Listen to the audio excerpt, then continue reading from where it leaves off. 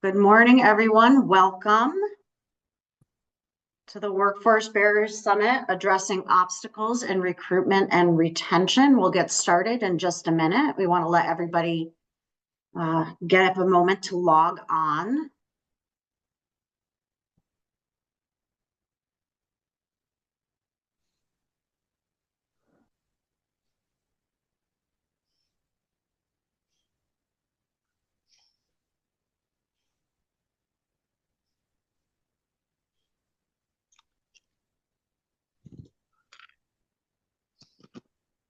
Right. So again, welcome. Today our focus is employment resource panel. And I am joined by some really amazing individuals throughout the region. From PA Careerlink, both in Luzerne and Lackawanna County, I have Christine Jensen and Kathy Gerard. From the city of Scranton, I have the Economic Development Coordinator, Tom Cipriano. From Can Do down in Hazleton, the Director of Economic Development, Jocelyn Steringchalk. From the Greater Wyoming Valley Chamber of Commerce, Shani Muhammad, who is the Director of Economic Development. And last but certainly not least, from the Greater Scranton Chamber of Commerce, I have the Vice President of Business and Workforce Development, Amy Leister. So welcome. Thank you all for being here today. I'm going to stop sharing my screen. And I'm so excited to have you. My name is Karen Clark. I am a Community Impact Manager with Scranton Area Community Foundation, and I am responsible for the NEPA Thrives initiative focused on workforce development. Workforce development plays a pivotal role in addressing the challenges faced by both employers and employees in today's economy. Organizations such as workforce development boards, chambers of commerce, and economic development agencies are driving solutions to bridge the gap between labor market demands and the needs of workers. The Pennsylvania Workforce Development Board advises the governor on workforce strategy, aligning education and economic goals. The board comprises members from various sectors, including business, labor, education, and economic development, as well as state agency leaders and General Assembly members. Its mission is to balance the needs of employers and workers, overseeing programs across departments and agencies, guiding policymakers, evaluating performance, and suggesting improvements. Similarly, the U.S. Chamber of Commerce America Works initiative addresses the national worker shortage crisis by helping employers develop and discover talent to fill open jobs and grow the economy. And both initiatives underscore the importance of collaboration between public and private sectors and strengthening the workforce and creating pathways to economic opportunity. Workforce development boards, chambers of commerce, and economic development organizations are instrumental in identifying skill gaps, fostering innovative training programs, and aligning workforce initiatives with employer needs. By focusing on strategies that benefit both employees and businesses, these organizations contribute to sustainable economic growth and community prosperity. I'm honored to be joined by my colleagues representing organizations across the Northeast region. Each of them serves as a vital partner in advancing the initiatives supported by NEPA Thrives. I am thrilled to have them share insights into the impactful programs they lead and to provide their perspective on future opportunities and challenges for the region. And I would like to first start with having Christine and Kathy share a little bit about the PA Careerlink. You want to go first?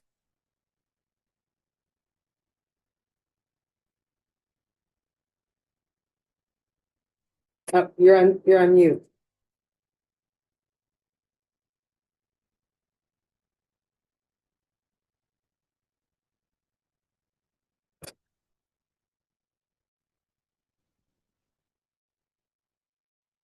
All right, I'll go first while Kathy figures it out. So good morning, everybody. I got it. Okay, go ahead. Good morning, everyone. I'm Christine Jensen. I'm with the Luzerne Schuylkill Workforce Development Board.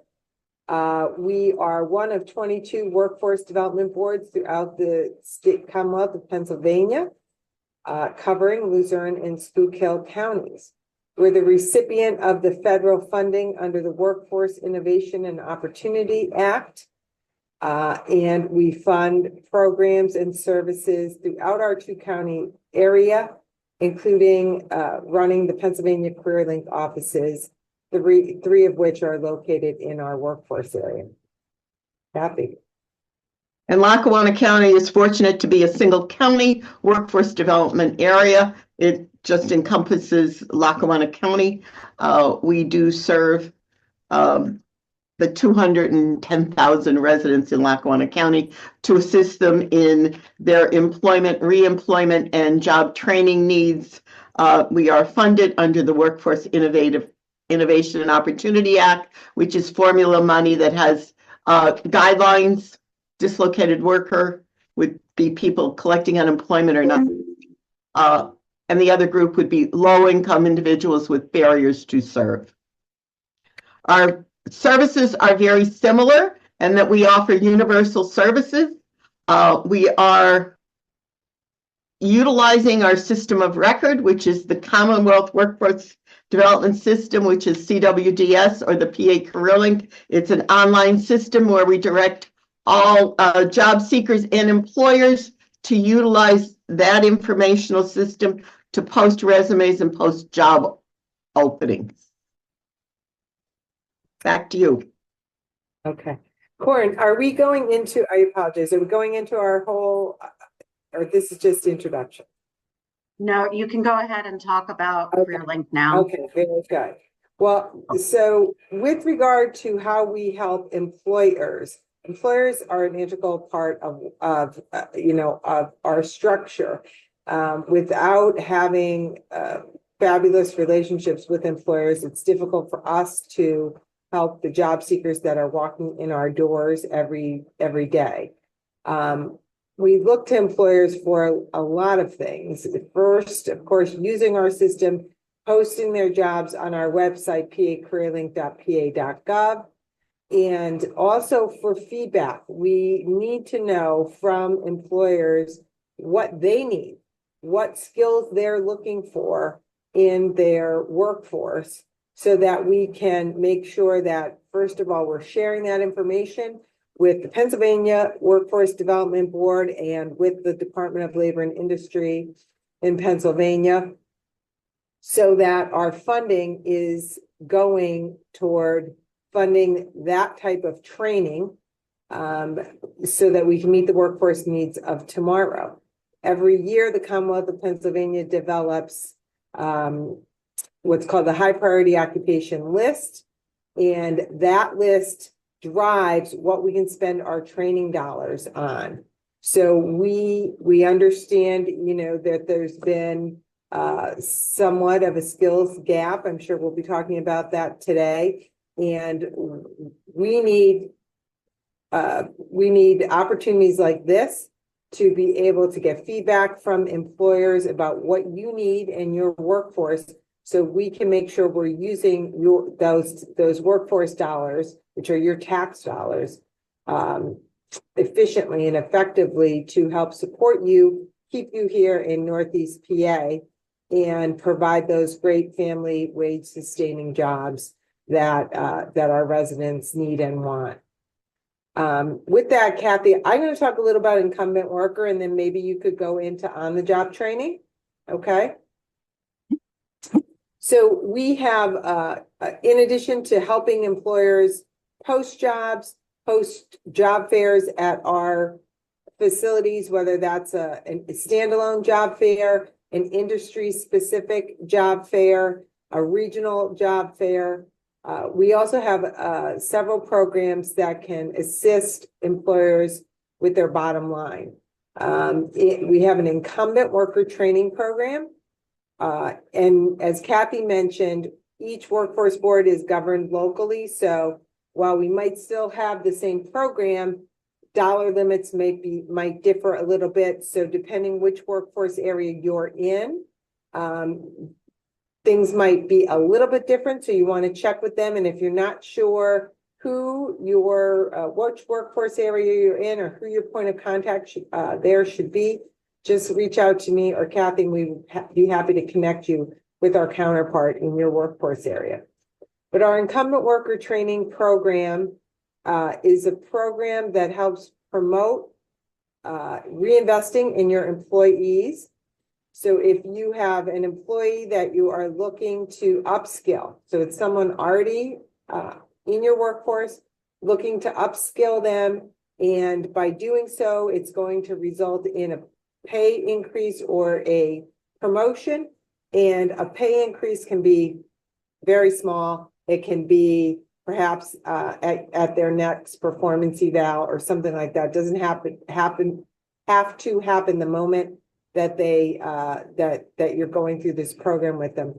We can reimburse an employer up to $5,000 on a sliding scale when they're sending that employee who's in a high priority occupation to training that is going to improve their skills.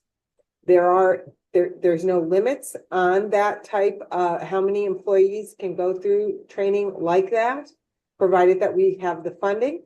And it does have to be, it can't be a train the trainer situation, but you can send them somewhere to an institution of your choice for the training, or you could bring a trainer on site and train a group of employees. So that's a really nice program. What's real nice about it is there's no eligibility for the person who's undergoing the training, unlike some of our other programs, and Kathy's going to talk about on-the-job training. So it could be an engineer who's making 6 figures, and you're going to send him or her for this training, and we may be able to reimburse you up to $5,000 per employee that's undergoing that training. Turn it over to you, Kathy, for OJT. Okay, she gives me the hard one. And the reason I say the hard one is simply our formula money has eligibility. So whether we're putting a person in classroom training to get some basic skills or career advancement or career changes, there is an application process, there is an eligibility. The same thing goes with on-the-job training. They must do an application and meet eligibility. For classroom training, most of our areas have a cap how much money we can invest in that job seeker to get the skills they need, or a career ladder, for example, especially in the nursing field, from nurse's aide to LPN to RN, which would be career ladders, and we can assist in paying tuition. The schools have to be on an approved list for us to fund it. We do fund an awful lot in the nursing field, but if you look at our employer landscape, it is pretty much healthcare in Lackawanna County because of our aging population and for the facilities that are looking to hire. We do sector initiatives. So the sector initiatives in our area are healthcare, manufacturing, logistics, transportation, business, financing. IT is always a need for, and support services. So those are the industry clusters. And I think Christine will agree with me, they're pretty much regional. It's not just Lackawanna County, it's a regional job force. And because of the migration patterns we have, individuals could live in one county and working in another county. So those skills are always in high demand, and there is a constant fluctuation. There's always a need to upgrade your skills in those areas. On-the-job training is simply we pay 50% of the wages to the employer to train on the job. Not everyone is attuned to learning academically. They learn much easier and absorb it doing hands-on training. So on-the-job training, the employer is training them specifically in what they need. And what we do is we look at the skill gap. Where's the person at? What's the job description of the new job that they will be taking on? And the training period is that skill gap. So it could go anywhere from 3 months to 6 months, depending on what the skill gap was.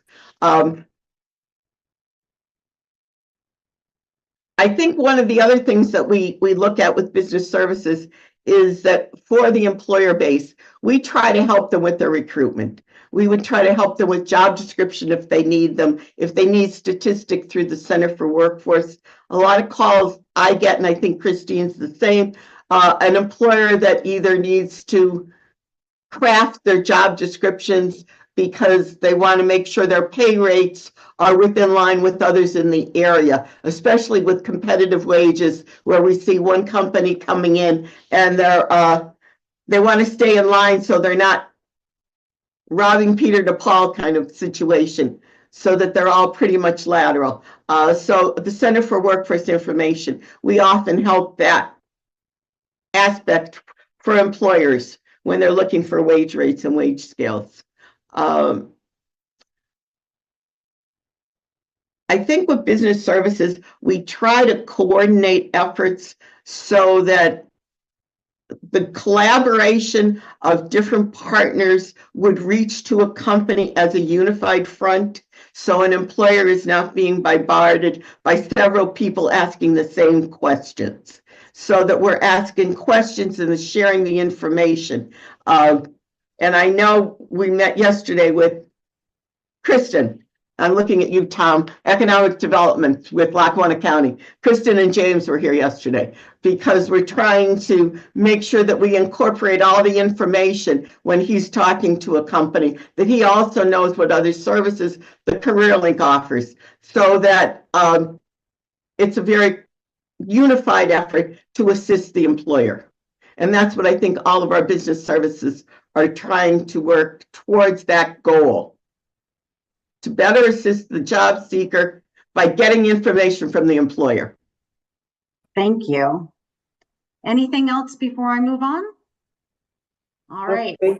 I'm going to hand it. So we went from a state. One more thing, we do an internship program. And I know we have some employers that utilize that, especially over the summer. We do it all year round, college students. Okay. Lackawanna County residents. And we do a Oh, I think you X'd out there, Kathy. With that, I'm going to turn this over. Since Kathy's having a little trouble with the thing, I'm going to turn it over to city level right now. So Tom Cipriani is the Economic Development Coordinator for the City of Scranton. And Tom, I'll hand it over to you at this point in time. Good morning, and thank you for the opportunity to meet with you all this morning. As she said, Tom Cipriano, Economic Development Coordinator for the City of Scranton. And I have to preface everything that I say with something that we were discussing a little bit earlier. Our funding for some of the main programs that we have that benefit small businesses and employers and employees are on hold right now. The majority of the funding for these programs comes to us from the U.S. Department of Housing and Urban Development, or HUD. The CDBG, Community Development Block Grant dollars that come into our community that we use to assist people on so many levels are being restricted. So we're having to tighten our belts here a little bit. And unfortunately, I mean, it really breaks my heart because the city of Scranton has a great relationship with small businesses. And as I mentioned at our monthly small business roundtable meetings, you know, everybody wins when small businesses prosper in the city of Scranton. Not only does the business owner benefit by earning a productive living from the business, but it's all the more resources and amenities for residents and visitors to the city of Scranton. So it just adds so much to the living experience, the visiting experience of the city. But we're hoping things even out and that we can reintroduce these programs. One of our most popular was called the Small Business Microgrant Program. So this also has some qualifying factors. We look at a map of the city that's based on census data, and we try to assist businesses that are in a low to moderate income area, trying to bring up those areas by helping small businesses thrive and improving those parts of the city. Through that program, if a business was under 2 years old, they could apply for $5,000 towards their startup cost purchase of equipment, machinery, if it's tables and chairs or plates, office equipment. There really were many qualifying uses for those funds. And it's interesting when, you know, people submit their receipts and things like that, like, you review all the things that they did with those funds, and you realize you helped someone really establish their entire office. We helped them get their whole business off the ground, and they didn't have to worry about all those initial costs at a time when they're trying to get customers and make sure that this thing is going to float. It really did help to ease a lot of that beginner burden.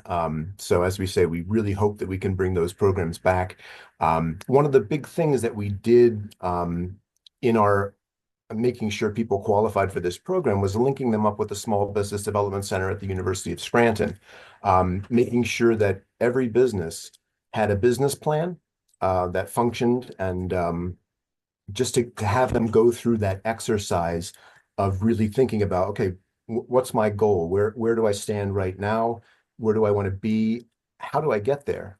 We always make our applicants, register with the Small Business Development Center, have those conversations, free professional business consultations, and not only formulating that business plan, finding that roadmap for their business, but also going over cost projections and finding out, is this feasible? Is it really realistic? So that was the Small Business Micro Grant program. Another program we had was for slightly larger businesses and really functioned as a business expansion program. This was our loan to grant program. And it was basically a grant, but as long as everyone followed all of the regulations, but if they failed to meet some of the standards, it became a loan and they would have to start paying back some of those funds. But basically, if you spent a certain amount of money expanding your business with construction, or increasing your equipment and machinery, things like that, we could give you some money back on those costs. So the main function in this expansion program is the addition of staff. So with each level that a business owner was investing in their business, and with each level the city was providing additional funding to that business, they had to hire a new employee. And there were 4 categories for how much a business could spend and how much the city could reimburse. And the first 2 categories, they had to bring a new staff member on at $20 an hour. And then the next 2 positions, they would have to hire somebody at $25 an hour. So it was creating jobs in the city, which was fantastic. And also going for that low to moderate income characteristic that HUD likes to see. We were asking employers to find applicants from a low to moderate income background. So this was trying to help people that might not have been making $20 an hour or $25 an hour, and finding those people and bringing them into these positions to give them a leg up. So where the Small Business Micro Grant was a benefit to a low to moderate income community, the Loan to Grant program was a benefit to somebody from a lower income background. So they were 2 really fantastic programs. And again, that linking up with the Small Business Development Center to make sure that everyone had, good, concrete, consistent ideas, and it was going in the right direction. These are some things that we were offering, again, that we hope to bring back. But the city still serves any new businesses in the city of Scranton. We meet with them. We help them connect with licensing, permitting, the tax offices. So out of that micro grant program where we had to meet certain requirements, we've kind of become that organization that will help small businesses kind of get settled and learn how to do business in the city of Scranton. So that we still do. That's always, of course, free to anyone who requests any kind of assistance there. But that's kind of our program in a nutshell. Excellent. Thank you, Tom. I appreciate that. Next, I'm going to turn it over to Jocelyn from Can Do to talk a little bit about economic development organizations. Good morning, everyone. I believe I'm the first of our CEDOs to go, so I will keep it brief and allow everybody to give a little bit of information about their organization without stealing some thunder. But my name is Jocelyn Starenchak. I'm the Director of Economic Development for Can Do. We are, as I said, a CEDO, Certified Economic Development Organization by the state of Pennsylvania. Our service area is dictated by the geographic region of the Hazleton Area School District. So most people know Can Do for the work that we've done for the last 70 years, which is inside of industrial real estate development. We own 4 industrial parks that house about 120 industries, employing around 15,000 people. So the population of the city of Hazleton is around 30,000. Our kind of claim is about half of that population is working with inside of our parks. Our service area as a total is just under 80,000 people. So you might hear me throughout the course of this conversation refer to the city of Hazleton in one side and then Greater Hazleton as another. Our service area is about 250 square miles. So we offer a multitude of services for businesses and industries locating to the Greater Hazleton area. I think for today's conversation, I'll focus on some of those workforce elements. But we do also have business financing aspects, entrepreneurial services, and the like. So, but for today's conversation, we'll just kind of keep it at workforce. Workforce development is not something that we have strategically focused on for as long as we've been doing what we do. We've really started paying attention to it in the last, I would say, 5 to 10 years, as I think most people in our region started realizing, kind of coming up on the enrollment cliff and population declines, et cetera, et cetera. We've had a net benefit of actually being one of the youngest communities in Eastern Pennsylvania, if not all of Pennsylvania, with our median age being around 40, just under. And we've actually been seeing an increase in our population. So we do defy some of those statistics across the Commonwealth, but still acknowledging that we have some fundamental challenges for our industries. We have a lot of partners, a lot of people on this call, and a lot of people within the region that help us do these efforts. So we've always kind of thought of ourselves as a facilitator versus a provider when it comes to workforce development efforts. That said, we do realize that there are gaps and opportunities, like anything, in some areas that maybe our partners can't participate in, aren't able to participate in, or have challenges participating in. And so our strategy is really consistently evaluating the ecosystem, understanding what exists, seeing what challenges our employers have, and how can we fill those gaps. We do participate in a state-based program called Engage. I believe, Amy and Shani might talk about that a little bit as well. Engage is essentially a state-based program that encourages organizations like ours to actually get into our industries and talk to them. We do it anyway, regardless of the state having that thought process for us, but we try to get into about 20 industries a year and really meet with the people that are making the decisions on the ground, not necessarily up in the ivory towers. So those visits really help shine a light on what their challenges are, what their workforce needs are, and then that helps us have conversations with a lot of people on this call to help facilitate some of those efforts. Probably the biggest thing that we've been able to do and most impactful project we've been able to do in the last few years was the recruitment of Johnson College into the Humboldt Industrial Park. This is Johnson's first satellite campus. It's located inside of one of the largest industrial parks in the state of Pennsylvania. And a direct access for employers and potential employees to build their pipeline directly inside of the places that they work. So Johnson opened their doors in the last 18 months.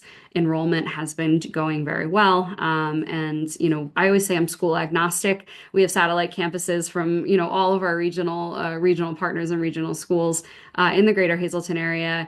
I talk about the Johnson Project a lot, but all of our educational institutions are existent and are participating in the workforce pipeline for sure. Just trying to cover some high-level things and allow to answer questions later. I think one of the things that we are trying to focus the most on right now, and I'll throw credit where it's due, leaning on partners like Amy at the Scranton Chamber very closely to really understand how they've been doing some of these engagements of engaging our school districts and really bringing the industry to the student to the industry, kind of creating that three-tier conversation of what are the jobs that exist, where can I get the educational training for it, and then where can I work afterwards? What does that environment look like? What are those types of industries look like? We have a marketing campaign that we call Hazleton Works that really tries to help capture all of those three-prong approaches. But we have to go further, and it's something that I talk about a lot, trying to get industries to the table. You know, they want the workforce. So we really need their participation and their buy-in with some of the programs that are offered within our school district and of course within our partnerships. I'll end on this. The Hazleton Area School District is the seventh largest in the state and growing. We have about 14,000 students with an anticipation of increasing to about 20,000 over the next 5 to 10 years. So the area of Greater Hazleton is set for about 40 million square feet of industrial development over the next decade. And we know that we need the workforce bodies to help build that pipeline. Over 30% of our population is under the age of 25, so we think that we have it and we think we will be okay. But we need to retain the population that we have and keep our students engaged in the industry efforts that we have in the region. Thank you. Thank you, Jocelyn. All right, I'm going to turn it over now to Amazing Chambers. We'll start with Shawnee. Thanks, Lauren. Hello, everybody. Good morning. Thanks so much for taking some time out of your day. And Jocelyn set us up real well to talk about a lot of the really great things that happen over on the chamber end. I oversee the entrepreneurial and economic development arm of the Greater Wyoming Valley Chamber. So we service the Greater Wyoming Valley counties, specifically 500 to 600 businesses located within that service area in our business membership.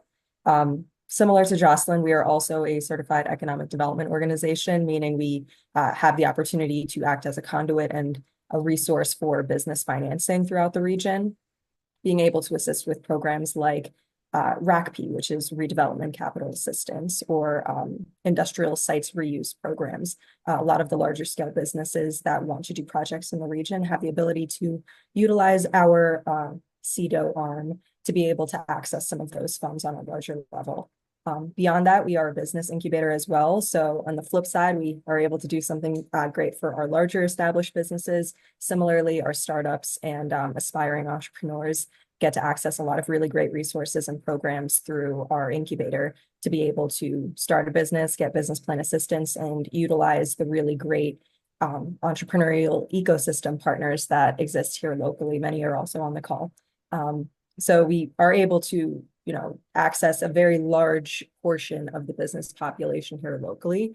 And similarly, I think I'm going to hone in more so on our workforce initiatives that are able to kind of target a very pressing need that we're seeing among our business population. The Engage program that we also participate in was a really eye-opening experience when I first started being involved in it. Engage allows us to really understand what businesses are experiencing, boots on the ground level, what their challenges are, what their opportunities are, and how it helps us understand how, as a chamber, as an organization, we can help. Especially in the last 5 to 6 years, workforce has been a consistent barrier and challenge that these businesses are coming to us and saying they really need some assistance with. They're having a tough time retaining talent, retaining talent or upskilling their talent if they are already in their facility. And then on the flip side, we know just how much brain drain we experience as a region. I think the statistic is 70% after graduation. 70% of our talent after graduation leave our region.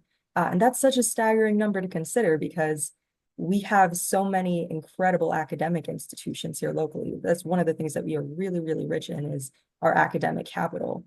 Our ability to retain that talent past their graduation is something that we really wanted to get a better understanding of how to impact because our businesses are the ones that really need them to stay, to understand what they do to contribute to their growth and allow them to scale and grow down the line. And as a resource organization for businesses, we certainly have just as much a stake in their growth as they do there. So one of the initiatives that we ended up creating, it's an evolution of a few workforce initiatives over time, is a program called Lose, Learn, Learns to Work. This was actually a concept that was brought to us by our local IU, the Luzerne Intermediate Unit.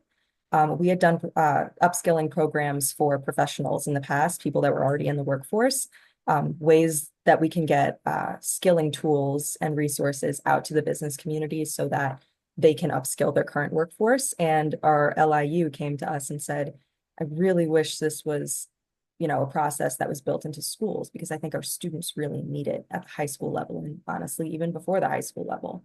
But is there a way that we can sort of make it easy for them to access tools to upskill, tools to understand some of the career resources that are here?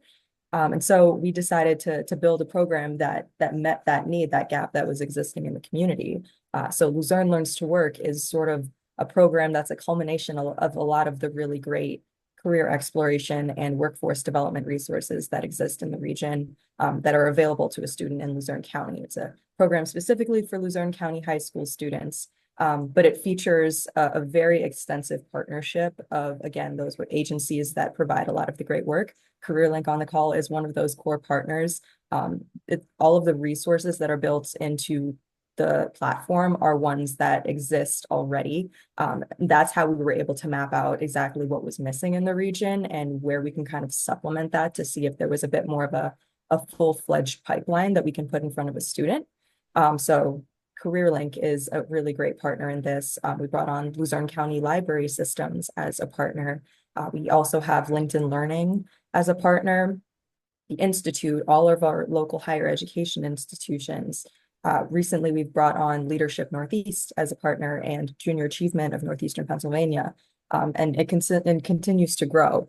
But the program itself is sort of split up into 3 phases, where we educate students on what careers exist, sort of the national career clusters that are widely recognized.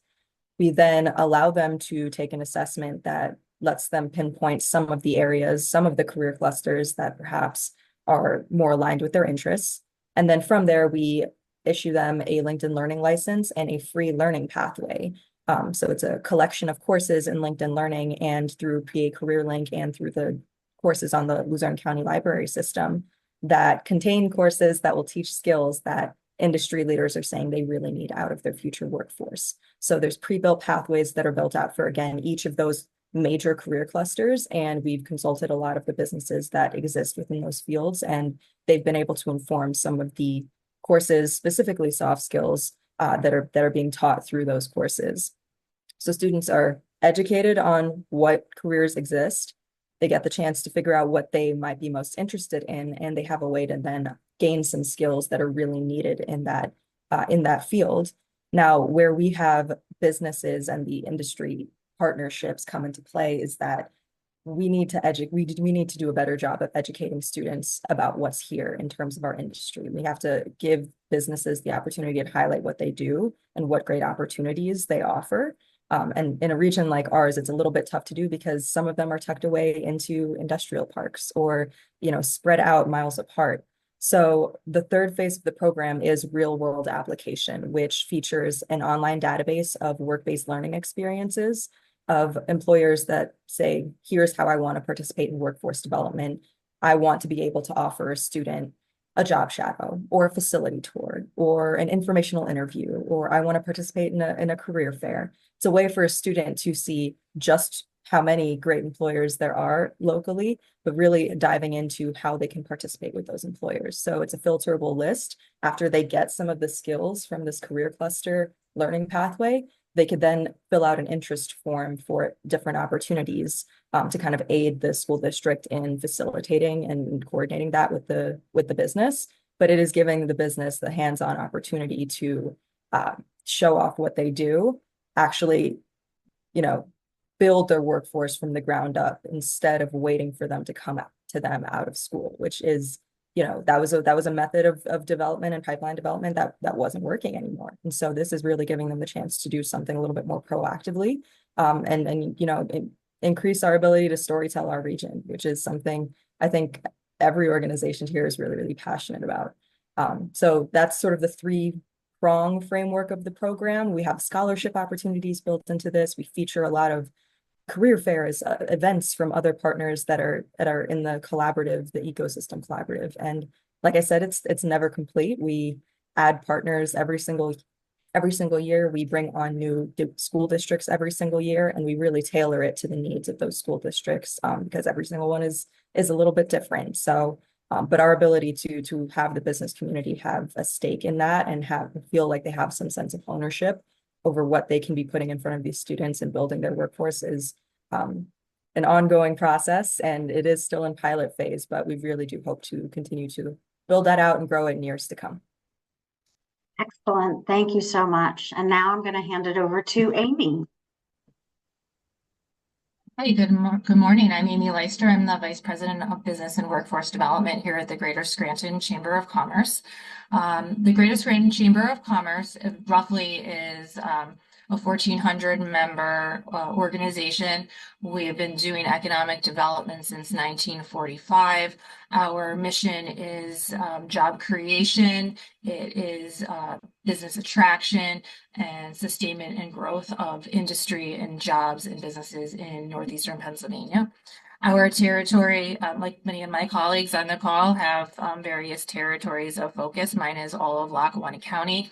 But when it starts to come to conversations on workforce development, it is truly about regionalism and regional partnerships, because many of the employers that we have in our community might have employees working at outlying counties. So it is truly a collaborative workforce development initiative.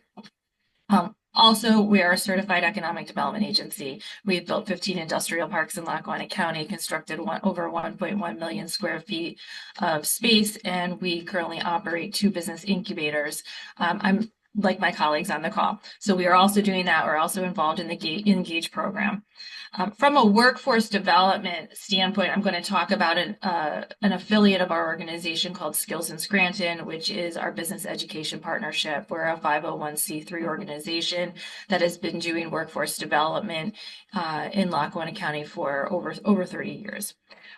In recent years, we have really been focusing on what the talent landscape looks like in northeastern Pennsylvania. We are recognizing that we are not graduating enough students from our K-12s that are going right into the workforce.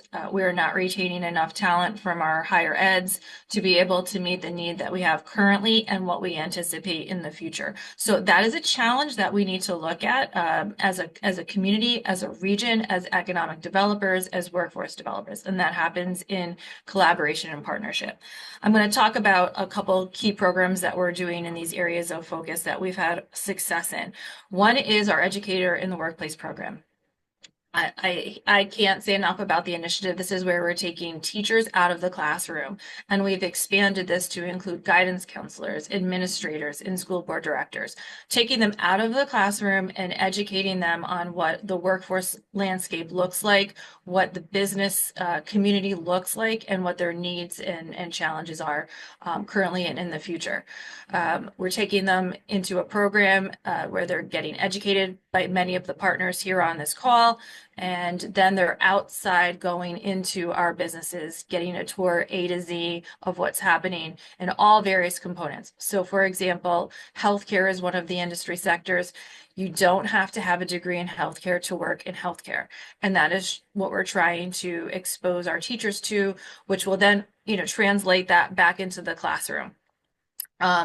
With that, we're also in recent years have been trying to provide resources to our educators to help support that education within the classroom. So for example, we're focused on the high priority occupation sector businesses here in Lackawanna County. We've developed or piloted a career pathways video library. It's found on our Scranton Chamber website. And they are 2-minute videos that are spoken from the perspective that someone works within a high priority occupation business career in one of our local businesses. And it is talking about their pathway. This is my job. This is what I do every day. These are the key skill sets. This is how I got there.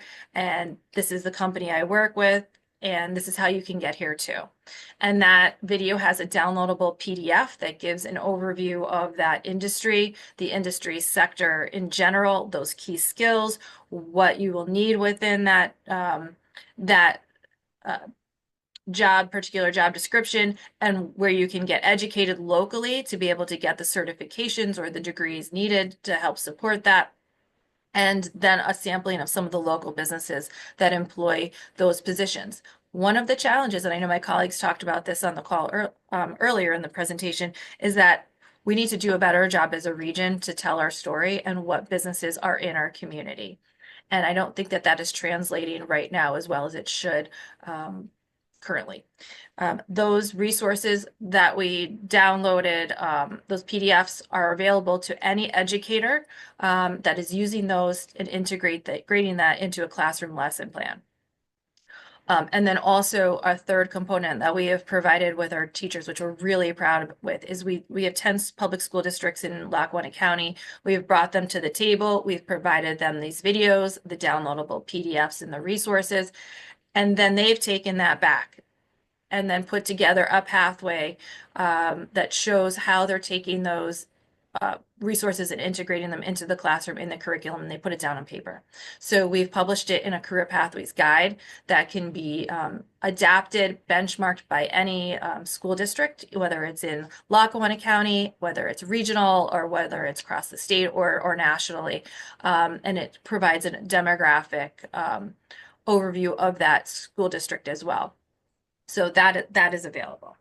From a job seeker standpoint, we're not forgetting about those individuals that are looking for jobs. So we have a job board on our scrantonchamber.com website, which is free for any chamber member employer to post a position.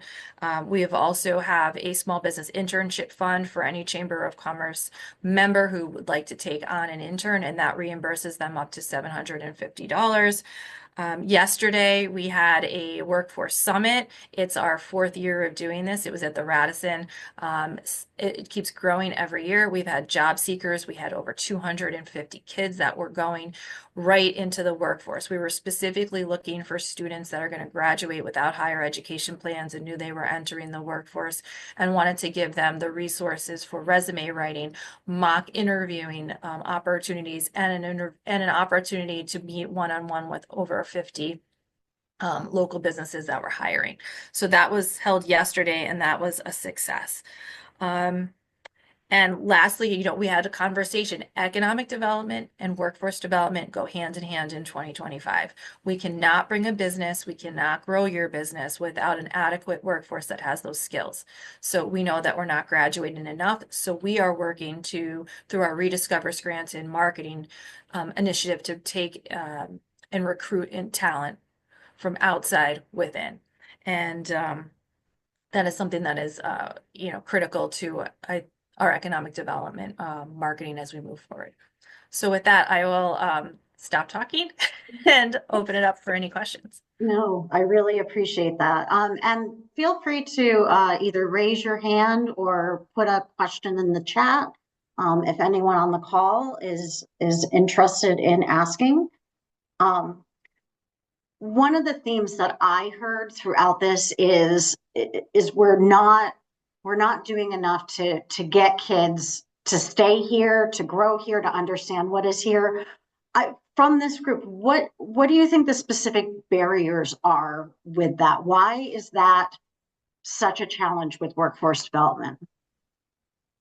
I think it's an internal communications issue, and I think some of the conversations that are happening at home, I think there's a disconnect of what our industry looks like currently as what it was in years past. So, for example, a manufacturing plant is not the manufacturing plant of 1980s, even early 90s when I entered into the workforce. It is high tech, it is clean, it is automated, and it's there's such opportunity within the manufacturing sector. And I think those discussions need to be happening at the dinner table, and we need to be able to do a increased outreach to parents. And that's, part of an education process that has to happen.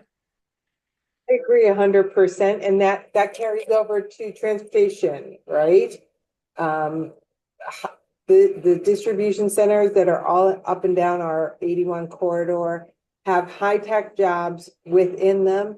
And they have everything that goes along to support that, whether that's IT or HR or whatever the case may be. And getting to parents is hard. I know in our area, there's a lot of initiatives going on to try to get that information to students and to parents, by workforce development agencies. Our United Way locally has a program in to help with that. As does Can Do, as does the chamber. So we're all working toward that end, but it's still tough. Okay. So I guess in that, how do we feel employers could help in that, in getting to that point and educating parents of the region? What is that step?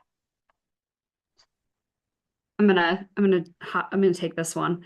I think it's a multitude of things. So we have a couple of, I'll start with the challenges because everybody will be this is why we can't. Challenges are, corporate is not located here, right? So when you start talking about, hey, can we come in and take some photos? Can we come in and, do a marketing campaign? Can we come in and film one of your employees?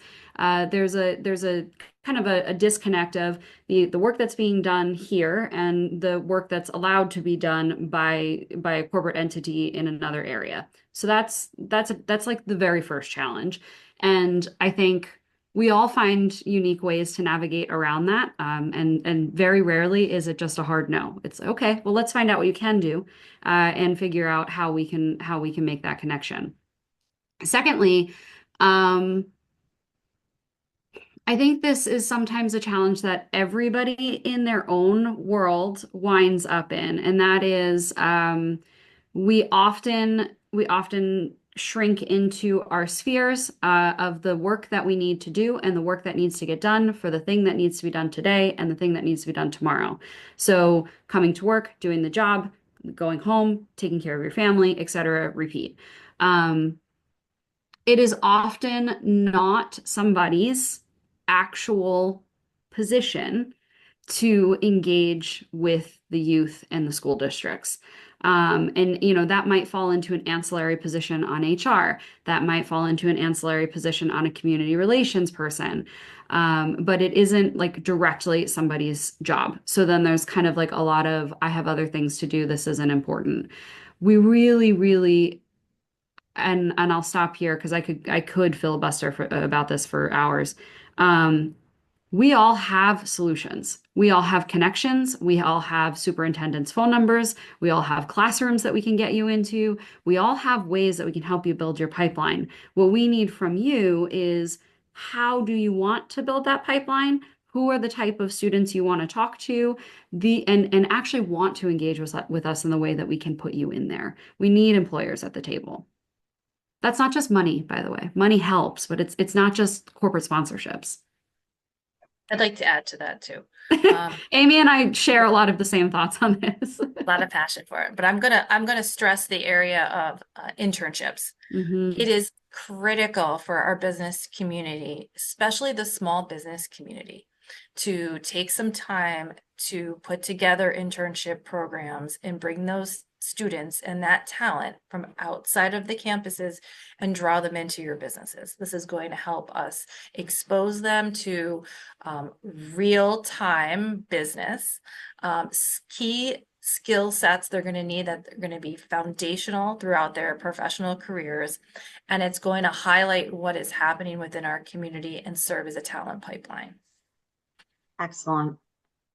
So as we're getting close to the end of today, I want to be respectful of everyone's time. My last question, for any employer kind of watching this today and hearing this information, who's willing to overlook those barriers for themselves and do it, what is the specific next step, or what should be happening after this call today for those individuals, those organizations, those employers? I'm going to do a shameless plug. I'm going to say, join your local Chamber of Commerce and, meet with us and hear all the great things in the programming that we're doing. We are truly a network, and it takes partnerships and networks to grow a community, and we need you. I echo Amy's advice. I think you should absolutely join your local chamber, but also as an employer, if you want to be more involved in workforce development, which you should, which it's almost in a way an obligation to wants to build the workforce that you need in the future, start thinking about what your capacity to do that really is, because the answer is not just you can do it or you can't do it. There is a way that you can participate with the capacity that you have, small businesses, large employers, and your chambers, your other resource organizations. Many of us on this call can help you figure out what you can do within your capacity. If it's not a full-fledged internship, there's plenty of ways to do other things leading up to that. And who knows, maybe you could eventually then get to the point where a full-fledged program is possible for you, but it starts with starting. Let me just, one other thing that I think Kathy talked a little bit about internships, but we at the PA Careerlink also has some work experience programs where we can assist. So if you can't do an internship because you don't have the ability to fund it, we may have funding to help you with that. And echoing what you both said, if you're not sure how to get help, where to get help, contact any of us. If we're not the entity that does it, we know what entity does do it, and we will get you connected. That is perfect. Lauren, sorry. I think No, that's okay. if everybody can hear a theme under all of us is no is not really an option. The reason it really isn't valid, because any one of us on this call, no matter where you're located, is going to be able to find a way that you can. It may not be in the way that we came to you, but tell us why that doesn't work, and we'll have another way that we can help you. Thank you. I want to thank everyone on the panel today. I really appreciate it. I'm not seeing any questions come through chat, so I am going to actually do a shout out right now. That first step, please join us on May 1st in person, where a lot of these amazing people are going to be there to have those conversations and discussions, to maybe answer a few questions. So I'm going to go ahead and reshare my screen. So May 1st is our in-person, but coming up for the future of the summit on Monday, March 21st, we're doing a transportation panel where we'll be hearing from public transit, as well as some organizations doing work around getting cars into people's hands. On Thursday, April 3rd, what can community foundations do for employee recruitment and retention? On Wednesday, April 9th, we're going to have a panel of K through 12 education panel to really learn more about what is actually happening requirement-wise in the school, and what are schools doing to kind of help with this. And then on Monday, April 14th, the Welcoming Center is going to be presenting on untapped talent in the immigrant and refugee populations. We will have a weekly session every day up until May 1st when we come back in person. And that will be happening at Benko Dental, and we encourage everyone to sign up. As you're looking at these sponsors, I want to point out that this is the panel of sponsors. These are our workforce champions throughout the region, and I am so grateful for their participation, not just today, but every day, in trying to grow this region and really empower this region to be its best self. With that, I am going to say goodbye. Thank you all so very much. I hope you all have a wonderful weekend, and hopefully we'll see you at the next webinar.